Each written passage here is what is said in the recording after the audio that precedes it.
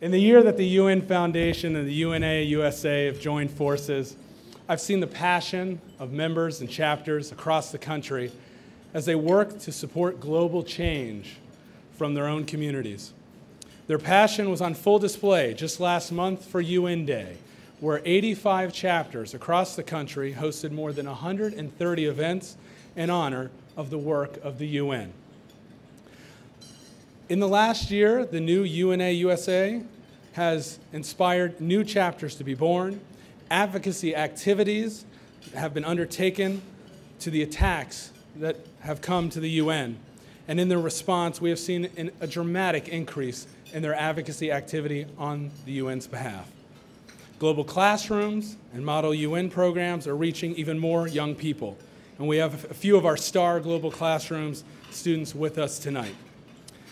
As a result, UNA USA is ensuring that everyone from freshmen in high school to freshmen in Congress know the importance of the U.S.'s role with the UN. Thank you for being here tonight to support our mission. In 2007, UNA USA launched the Leo Nevis Program on Human Rights to honor its longest-serving board member, Leo Nevis. A lawyer and human rights advocate, he was a true proponent of the importance of the United Nations principles. The Nevis Human Rights Program presents an annual award to recognize individuals who serve as agents of change in advancing international human rights. Tonight's award is being presented to Asma Jahangir, who served the United Nations Human Rights Council as a special rapporteur. Asma is the president of the Supreme Court Bar Association and chairperson of the Human Rights Council of Pakistan.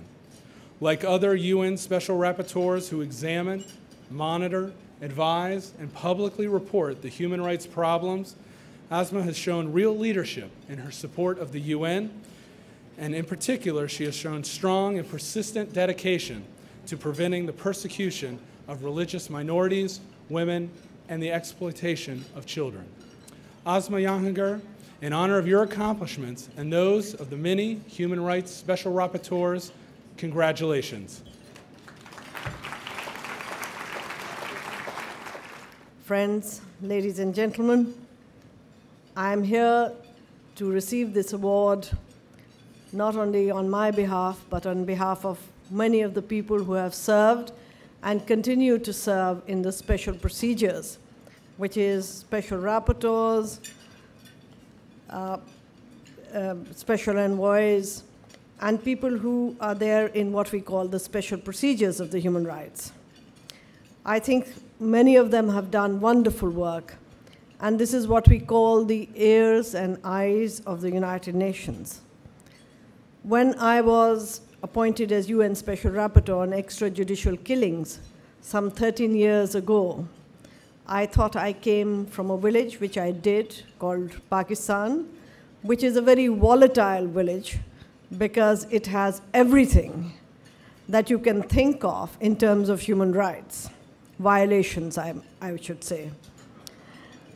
And I had gone into a larger global picture in terms of understanding human rights.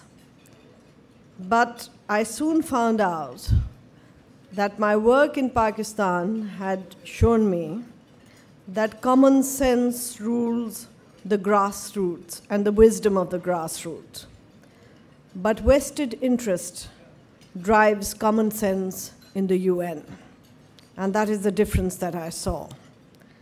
For example, when I was Special Rapporteur on extrajudicial killings, there were people who were being killed in Brazil because of their sexual orientation. And I wrote a report just saying exactly that. And many of the people, many of the member states, representatives of the member states got up and said that that was not possible. And when they were questioned why that was not possible, they said they had none of the people who had different sexual orientations in their own country. So later on, I had a discussion with them, and I said, well, if there was nobody who was gay in your country, why are you then objecting to it? And so gradually they said, well, they are, but we don't recognize it. And it became as a shock to them that I, as a Muslim woman, a married woman, should be talking about sexual orientation and the protection to people who belong to a kind of gender which they have not recognized. Similarly, when people talked of impunity in my mandate of extrajudicial killings, you would talk of impunity on every other aspect. But when it came to impunity of killing women, for example, in some parts of the world, they said, well, that was not really impunity, but that should go under the mandate of violence against women. So I learned that these prejudices are there not only in my own country, where they are possibly to an extreme, but also that while the people of the world are galloping towards getting protection, seeking human rights, the countries of the world are crawling and the governments are crawling much behind. I am, in a way, humbled that you give me this award for change, because there has not been much change. And though the Secretary General is there, and I say in all modesty, I wish that the change in human rights would be much more in the United Nations than one would, than one sees, because we are stuck on the same issues. We are stuck about accepting the fact that there are people who are different, that there are people who have different ideas, that we do not accept the fact that there is persecution of religious minorities. Every country says that they respect the right of religious minorities, and yet when you pick up the reports of special rapporteurs, almost in every region of the world, religious minorities are persecuted, are still being killed. And there are some countries of the world where people cannot even be citizens of that country because they are not of one single acceptable religion that the state would recognize. And so I think not only that, if you go deeper, there are many countries of the world where the interfaith marriages are not recognized, and yet we talk about a global world. I think we are not changing. I do not, while I was sitting there, deserve this award, because one has not been an instrument of change.